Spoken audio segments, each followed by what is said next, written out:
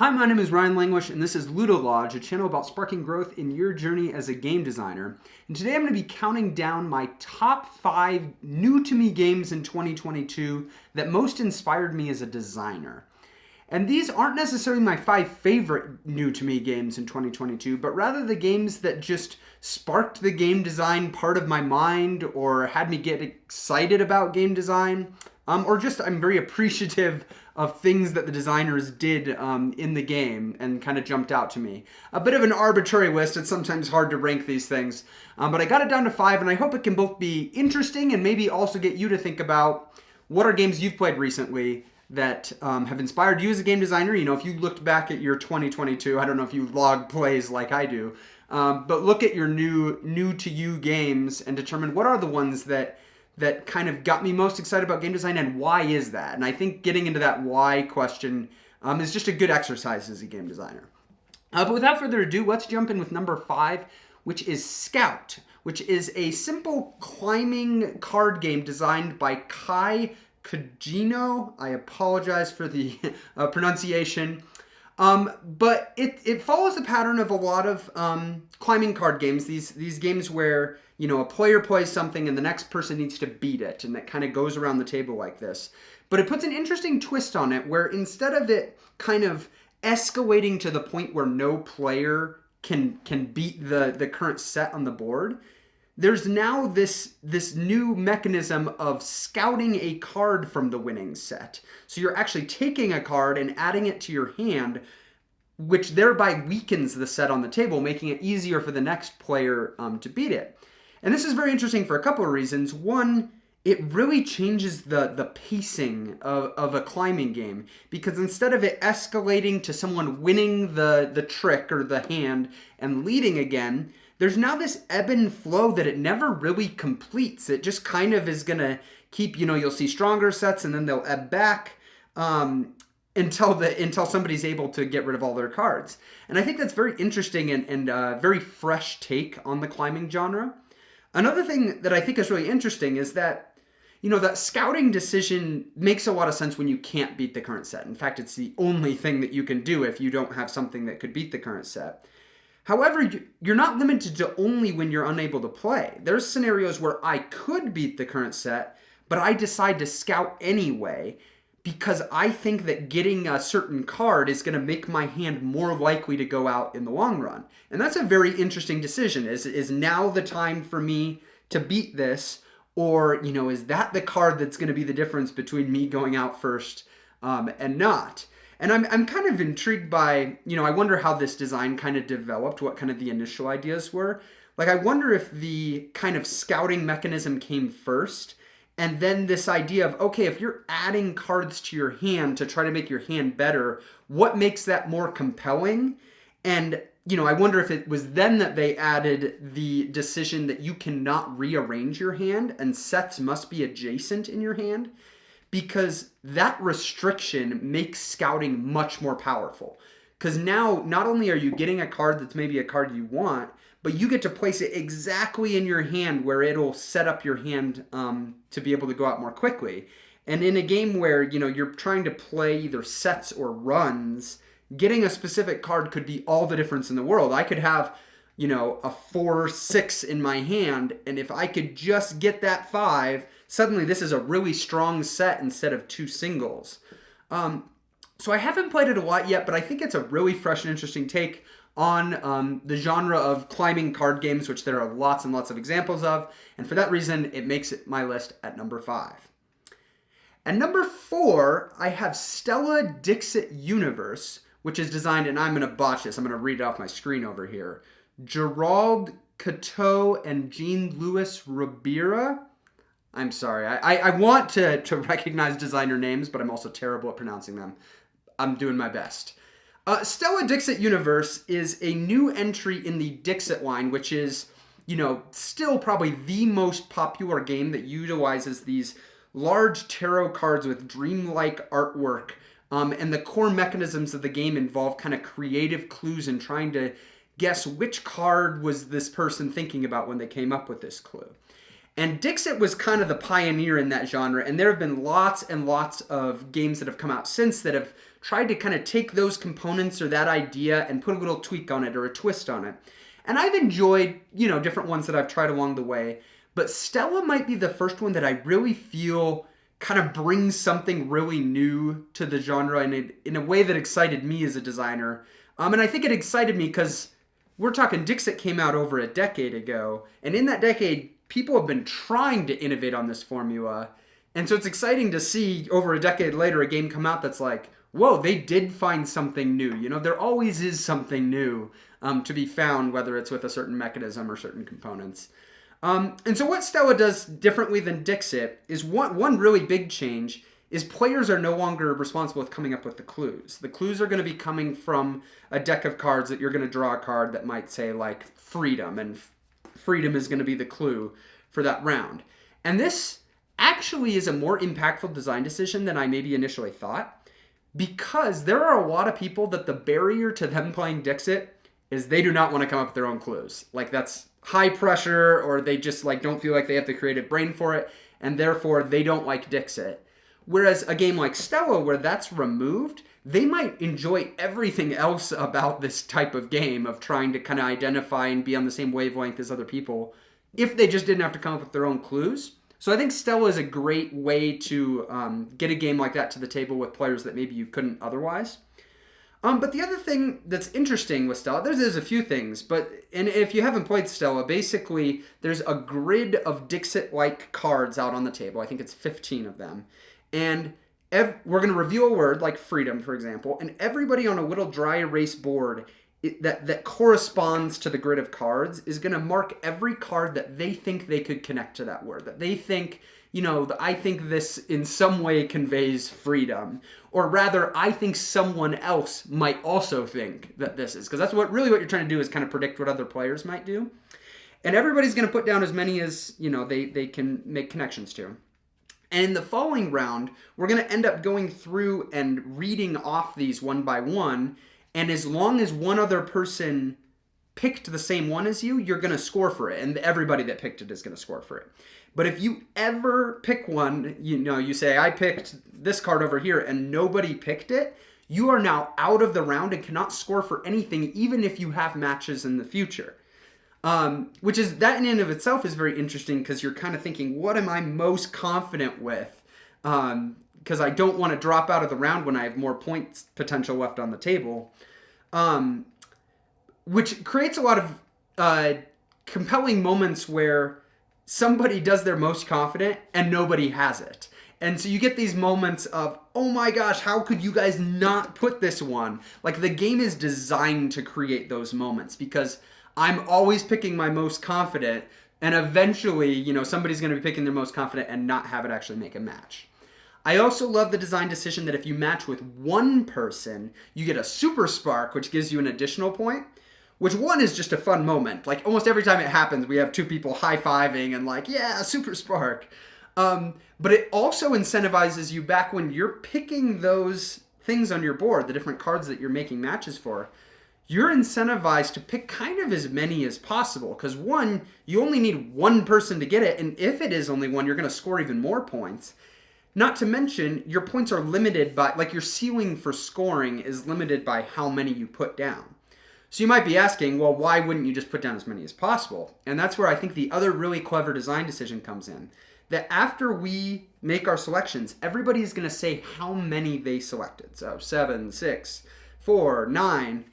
If somebody picked the most, like there isn't a tie for first place, their token is flipped and they're now considered in the dark. So it's kind of this push your luck mechanism of you don't really want to be in the dark, because what in the dark means that is if you miss if any of your cards don't have a spark, you're going to get kind of half points. It's like minus a point for every match you made, which isn't good. So you don't really want to be in the dark, but that's in tension with I want to do as many as possible because that's my scoring potential. And every player's got that same tension, which is a really nice kind of push your luck there. But the layer on top of it that I really like is that if you're in the dark, it isn't guaranteed that you're going to get half points. If you can get all of your cards to spark, which is very possible because as long as somebody had it, Even if everybody else did a lot fewer than you can still spark because I spark with this person and then this one on a different card. If I can get all of them, I score full points. And I think that is just a really cool, the whole in the dark and then spark decision is probably my favorite part of this design. Because you get this really nice push your luck, but then if you push too far, if you're in the dark, now you're in this like shoot the moon mechanism of like, I could still pull it off if I get everything. And I've seen it happen, and it's a very exciting, and the person scores, more than anybody in the round because not only did they pick the most, but they hit on all of the ones that they picked. And it doesn't happen a lot. Usually if somebody's in the dark, they end up losing points. But I think it's a great mechanism. It all comes together really nicely. I had fun with my plays so far. If you like Dixit, or if you have had trouble getting Dixit to the table because of the creative component of coming up with clues, I think it's a great option to check out. And it makes it as my number 4 of games that kind of inspired me this year. At my number 3, I have Seven Wonders Architects.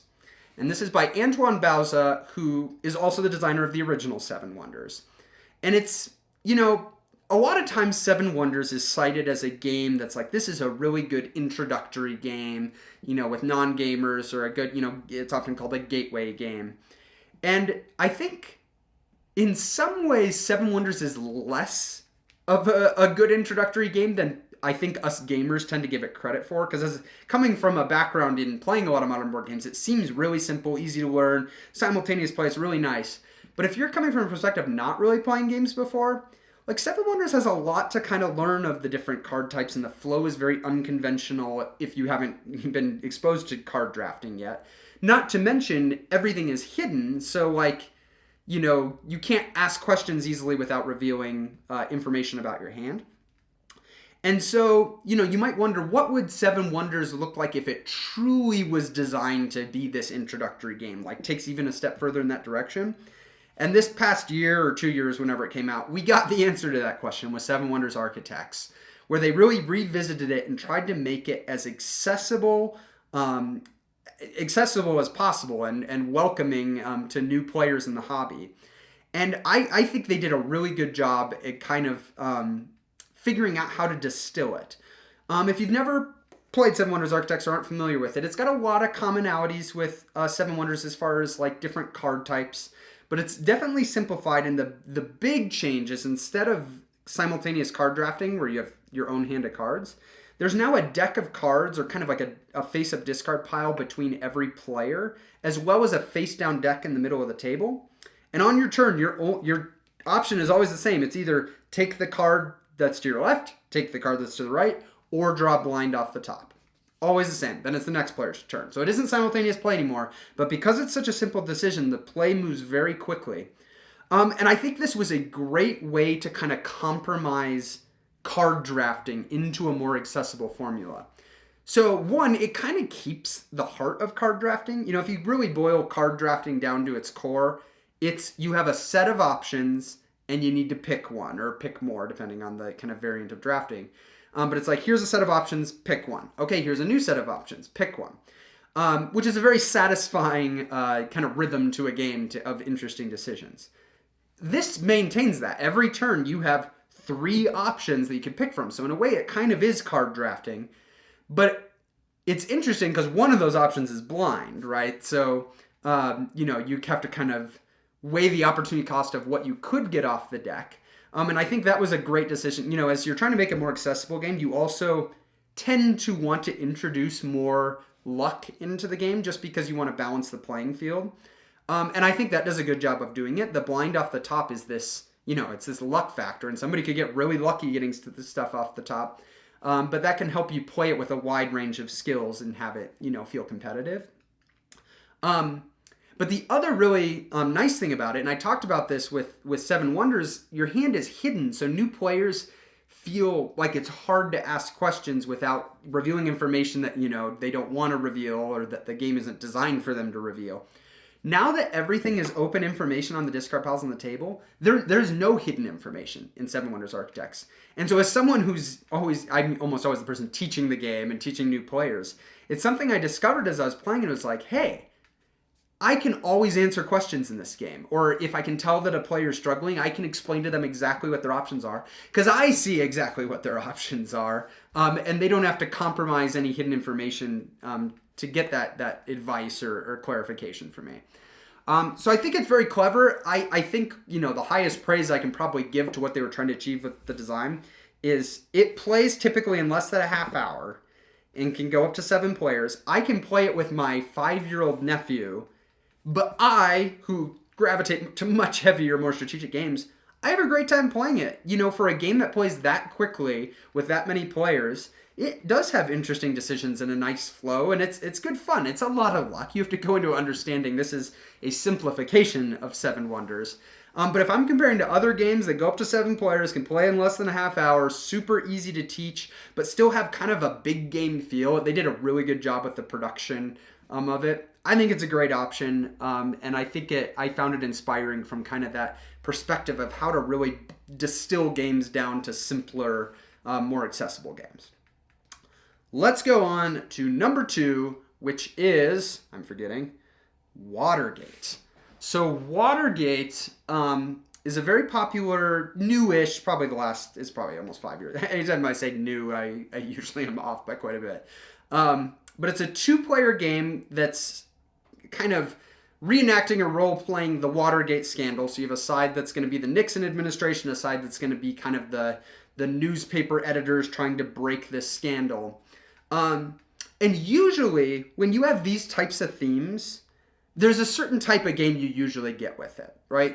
I love the game Twilight Struggle about the Cold War. Big, sprawling, 3-hour epic kind of light war game experience. There's a lot of other kind of games that fall in that war game genre that hit on these types of themes.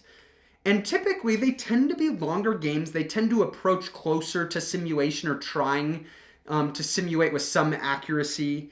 And Watergate isn't that. Watergate plays typically, I think all my games have been in 40 minutes or less. I've had some that have been closer to 20 minutes. I imagine if both players are familiar with the game, you're consistently hitting closer to 20 minutes. And that's just not typical for this kind of theme to be boiled down to a really quick, just a really quick and simple game. It's simple to teach too. And it really is just like, what's that level of abstraction, right? To get that simple, you have to abstract more and kind of extract into simpler game mechanisms. But I guess what I find inspiring about it is just that, like, having that question in your mind of what type of game am I trying to make? Like, just because this is my theme doesn't inherently mean this needs to be a 2-hour game or this needs to be a heavy game. Somebody could have taken the Watergate theme and said, I'm going to make a 3-hour Twilight Struggle weight game about this. Or you could say, I'm going to make a 2-hour game, or a 1-hour game, or a half-hour game. I don't know that that's a question as game designers that we ask often enough, is like, even potentially into the design a little bit, to say like, okay, I've been working on this game. What would this game look like if it played in half the time that like I have it right now? What cuts would I make? How would I distill it? And I think I want to get this more in, that to be a question that's in my toolbox, because I think that could be a great way to potentially stumble upon something that, like, the game actually would be better if you go to this different time range. And I suppose it could go the other way, where you want to skew longer. But in general, I think it's a good game design rule of thumb to try to, strip back from what your tendencies are wanting to do in complexity. And so you might stumble across a really big change of actually like really structuring your game. But the other thing I think it might do is you might discover, it helps you to discover really what is the core, what are the things I would really keep. And even if I keep it at the same length, I might go, okay, I could cut some of these things, or, I want to lean into this more because I've kind of realized this is the big selling point of this design. So I think Watergate kind of sparked that kind of thinking for me, just because it is kind of an unconventional theme to weight. And there's some clever things they do in terms of how they abstract that. Like, it really boils down to a lot of rounds of tug of war where there's multiple things on this tug of war, and you can play cards to choose which, evidence or kind of these control and influence markers that you can move. And one of them is going to determine start player in the next round, which is hugely powerful actually in this game. One of them's the control marker or power marker that actually like works towards Nixon's win condition or unlocks abilities for the newspaper editor. And then these other evidence tokens are where on the main board, you're able to kind of build up this network. I mean, it's literally like your, conspiracy theory board with push pins. And the newspaper editor is trying to connect Nixon to an informant. And the Nixon player is trying to play one's face down to block off the paths. So you literally have this kind of like area control path building mini game that kind of abstracts the trying to find evidence and make links and have the evidence covered up. It's a very clever way to use a very simple mechanism, this tug of war and then playing onto this board. But it really does, help the theme come through with some of the cards having some of the actual events and thematic elements. I think it was very, very clever and a big reason why it's able to play in a half hour. And I think it's just a really good design example of how to boil a theme that your first instinct would probably be a more sprawling game into something really succinct. And let's jump into the final one, which is number 5, and that is Dune Imperium by Paul Dennen. And Dune Imperium, very popular game, and one that I've played quite a bit in the past year, and probably more than any other game on this list. It's a game that ranked so high for me on this because I actually enjoyed the game a lot. Like, there is a correlation there, and this is one where that comes through pretty strongly. Because there isn't a lot in Dune Imperium that is, like, really innovative. Like, wow, they, really did something new here. But rather, it takes some very established, very popular mechanisms, namely worker placement and deck building, which arguably, that's in the Mount Rushmore of modern game mechanisms right now. And combines them in a really nice way. And I think part of what kind of inspires me about it is the core system in Dune Imperium is really quite simple. You've got a deck building where you're drawing 5 cards. Whenever you want to send a worker out, you must play a card with it, and that card will tell you where you can go on the board. So that's already kind of interesting because, okay, my cards dictate which areas of the board I can actually perform worker placement.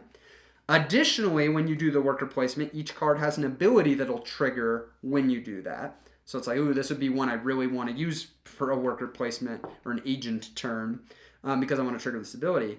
But then the really interesting twist is that the leftover cards at the end of your round, because usually you only have 2 agents or 3 potentially later in the game, the leftover cards have another kind of reveal phase ability that is going to give you buying power to buy new cards into your deck. It's going to give you additional combat strength in the combat that happens every round, as well as once you start getting other cards, there might be other kind of cool abilities or resources that you might gain from this reveal.